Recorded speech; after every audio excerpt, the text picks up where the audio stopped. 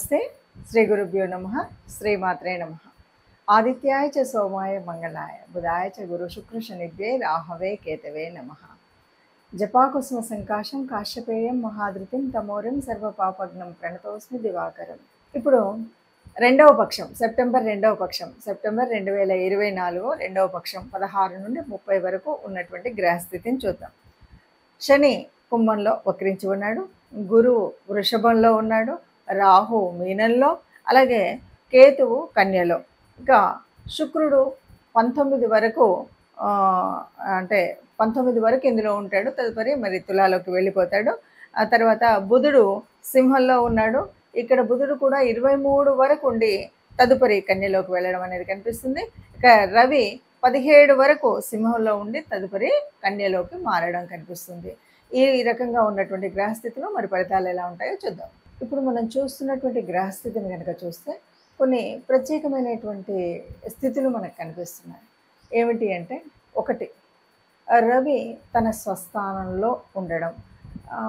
మనం ఏదైనా సరే కొన్ని గ్రహాలు కొన్నిసార్లు తమ స్వస్థానంలో ఉండి ఇచ్చేప్పుడు కొన్ని ఫలితాలు చాలా శుభ అశుభ డిపెండ్స్ అపాన్ మన యొక్క జాతకాన్ని బట్టి ఉంటాయి.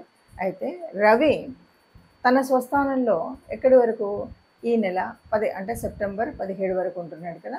ఈ కాలంలో ఎవరికైనా సరే ముఖ్యంగా అంటే బాగా అనారోగ్యంగా ఉన్నారు, లేకపోతే చాలా ఊబకాయంలో ఉన్నారు, ఇలాంటి వాళ్ళు ఎవరైనా ఉంటారు కదా, వాళ్ళు తమ శరీరం కోసం, తమ ఆరోగ్యం కోసం ఏదైనా ప్రత్యేకించి వాళ్ళు చేసేటువంటి నియమాలు కానీ, వారు పాటించేటువంటి ఆహార నియమాలు ఇవన్నీ ఏవైతే ఉన్నాయో ఇవి 100% సక్సెస్ అవ్వడానికి ఒక పునాదిగా ఉంటాయి. అంటే రవి తన స్వస్థానంలో ఉన్నప్పుడు మనం మన ఆరోగ్య విషయంలో ఎప్పుడో దీర్ఘకాలిక రోగాలు ఏవైనా ఉన్నప్పుడు వాటిని తగ్గించుకోవడం కోసం చేసేటువంటి ప్రయత్నాలు ఏవైతే ఉన్నాయో అవి పూర్తిగా సఫలీకృతం అయ్యేటువంటి పరిస్థితి ఉంది. అంటే ఈ 17వ తారీఖు వరకు ఏ రాశి వారైనా, ద్వాదశ రాశుల్లో ఎవరైనా సరే ఆరోగ్య పరిస్థితి మెరుగుపరుచుకోవడం కోసం చేసుకోవాల్సినటువంటిది ఏదైనా, అంటే మనం ఒక జిమ్ సెంటర్లో జాయిన్ అవుతామా, వాకింగ్ చేస్తామా, లేకపోతే ఆరోగ్య నియమాలు పాటిస్తామా, నేచర్ క్యూర్లో జాయిన్ అవుతాం, మన ఇష్టం.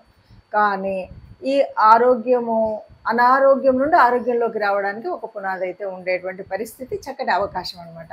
అందుకని దీన్ని అందరూ వినియోగించుకోవడానికి మంచి సానుకూల పరిస్థితి. ఇక రెండవది, మరి శుక్రుడు సహజంగా ఉన్నటువంటి 6వ స్థానంలో ఉన్నాడు. సహజ భవచక్రంలో కనుక చూస్తే, సహజ భవచక్రంలో 6వ స్థానము అంటే ఇది చాలా వరకు అప్పుల స్థానం కదా, రుణస్థానం, రుణ రోగ శత్రు స్థానం కదా.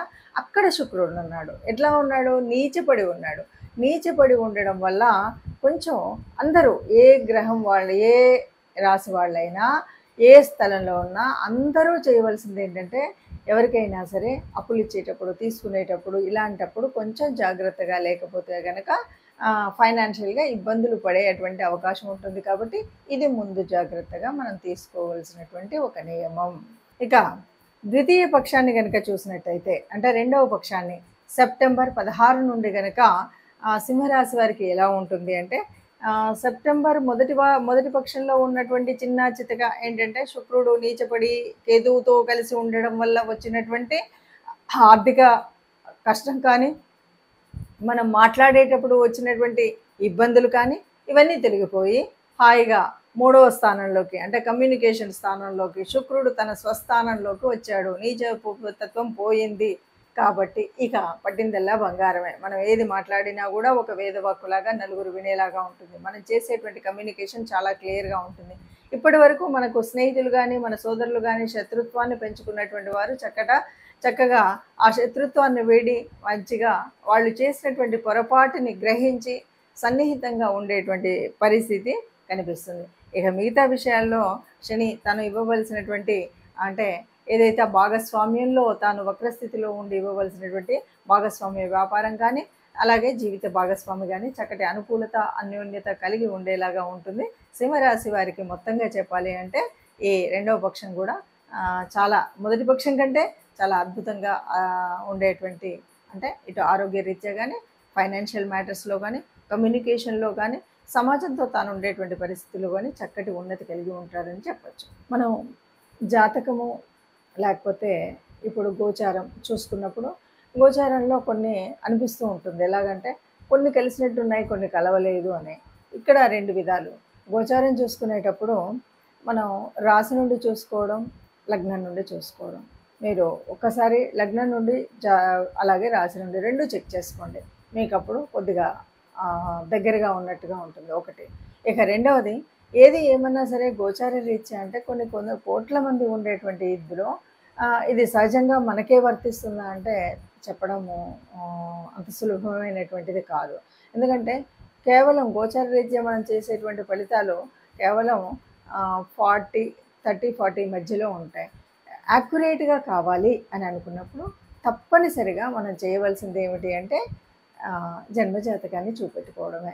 మన దగ్గరలో ఉన్నటువంటి ఎవరైనా సరే మంచి నిష్ణాతులు ఎవరున్నా సరే పండితుల దగ్గరికి వెళ్ళి జ్యోతిష శాస్త్ర రీత్యా ఉండేటువంటి మీ జన్మజాతకంలో మీకున్నటువంటి గ్రహస్థితులు, యుతులు, దృష్టిలో నడుస్తున్నటువంటి దశ, అంతర్దశ వీటన్నిటిని దృష్టిలో పెట్టుకొని చెప్పేటువంటిది జ్యోతిషం. కాబట్టి జ్యోతిషం లేదు అంటే ఒకటి ఇక్కడ ఎంతవరకు మనం చెప్తున్నాం అంటే ముందు జరగబోయేది జరుగుతున్నది. ఇప్పుడు మనం చెప్పుకున్నాం. ఇప్పుడు ఉన్నటువంటి రవి కానీ శుక్రుడు కానీ స్థితి వల్ల ఇది ఎందుకు అంటే మనకు మార్గదర్శనం చేయడం కోసమే. జ్యోతిషం ఎప్పుడు కూడా మీకు ఇలా రాబోయేదాన్ని మనం సవరించుకోవాలి, దాన్ని సర్దుకోవాలి, లేకపోతే దానికి అనుగుణంగా మనం ఉండాలి అని చెప్పేటువంటి పరిస్థితి. కాబట్టి దీన్ని మనం దృష్టిలో పెట్టుకోవాలి.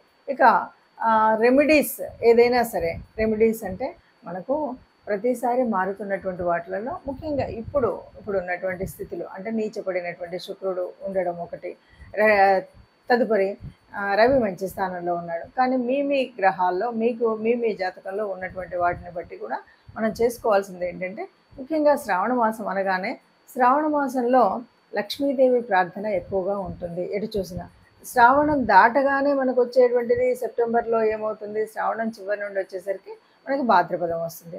భాద్రపదంలో మనం విఘ్నేశ్వరుడిని తలుస్తాం. కాబట్టి ఇక్కడ మనం ఒక పని చేయాల్సింది ఏంటంటే విఘ్నేశ్వరు ఏ పని చేద్దాం అనుకున్నా విఘ్నేశ్వరుడిని తలవకుండా మీరు ఏ పని చేయొద్దు.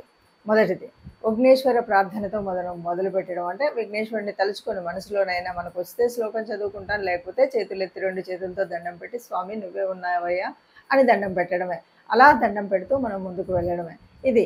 ఇక రెండవది వీలైనంత వరకు గోశాలకు వెళ్ళడమా, గోగ్రాసం ఇవ్వడమా, ఇది మన గోసేవ చేయడమా, ఈ మూడిట్లలో ఏది మీకు వీలవుతే, ఏది సులభమవుతే, ఏది అనువుగా ఉంటే దాన్ని చేయొచ్చు. గోమాతకి గోగ్రాసం తినిపించడం, గోశాలకు వెళ్ళి ఆ గోమాతని ప్రార్థించడము, అలాగే సేవ చేయడం. గోశాలలో సేవ చేయడం అనేటువంటిది అంత ఉత్తమమైంది ఇంకొకటి లేదు.